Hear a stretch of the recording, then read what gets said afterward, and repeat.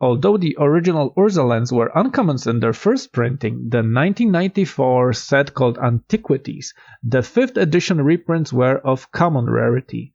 This means that these bad boys are Pauper legal. In other words, you can use them in a Pauper deck and get as much as 7 colorless mana available on turn 3. At first you might think that's busted and wonder why there aren't that many Tron Pauper decks, but the thing is, colorless mana has its limitations, and you could technically make a play that gives you 9 black mana on turn 1 in the same format if the conditions are right. With Tron, we get a stable land base that gives you tons of mana to spend every turn though.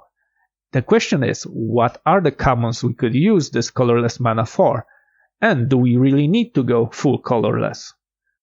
First off, let's focus on what we could get on turn 3 with Urza's Tower, Urza's Power Plant and Urza's Mine on the table that's colorless. For 7 mana we could get a Myr Enforcer. It's a solid 4/4 and the more artifacts we have on the board, the lower its casting cost. The alternatives would be Accomplished Automaton, that's 5/7 but without the affinity for artifacts, but Fabricate instead, or a Roving Keep that's also a 5/7 but a defender and needs a further 7 mana to become a 7/7 with trample and the ability to attack until the end of turn. At the 8 mana mark, it gets much more interesting now that Commander Legends brings us Maelstrom Colossus. Not only is the golem a 7/7, it has Cascade. In other words, we get to cast another non-land card without paying its mana cost when we cast this powerful artifact creature, which is still possible in turn 3 with, for example, the help of a Mind Stone. This is our go-to, but since we got a powerful creature with Cascade, would it be possible to cascade into Cascade this way?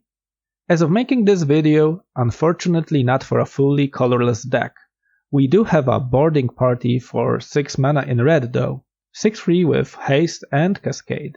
We also have Annoyed Altisar for 7 mana in green, 6/5 with reach, trample and Cascade. If we go Gruul from here and choose both, we could also include Violent Outburst, which might not be the greatest card with Cascade, but it would still fetch us a free 2 mana artifact like Prophetic Prism or Spare Supplies for card draw. If we go full red, it's going to become much smoother and we could put in some Iron Myrs there that we boost with Build to Smash for early game balance in case we don't get a perfect hand and need to control the situation for a while. Roil Eruption and Fiery Cannonade are also great additions for that. Quicksand becomes very useful against all kinds of mana producing small creatures, gives us colorless mana and doesn't come into play tapped. A must have in this deck. There's another card that would fit in well with a deck that has a lot of colorless mana available, and it's Staunch Throneguard, 2/5 with Vigilance that makes you Monarch. Very versatile, nice blocker that gives you an extra card draw at the end of your turn. We're ready to put together a deck now. It could look something like this. Tweak it to your liking, but keep in mind that the small artifacts are giving you extra draws, which help you get to the Urza lands you want on the table, so while they might seem insignificant, they are actually the powerhouse of the deck. If you found this video helpful, be sure to leave a like below and join the discussion in the comments. What are your thoughts on Tron in the Pauper format, and what are your favorite cards in it? Catch you in another video, cheers!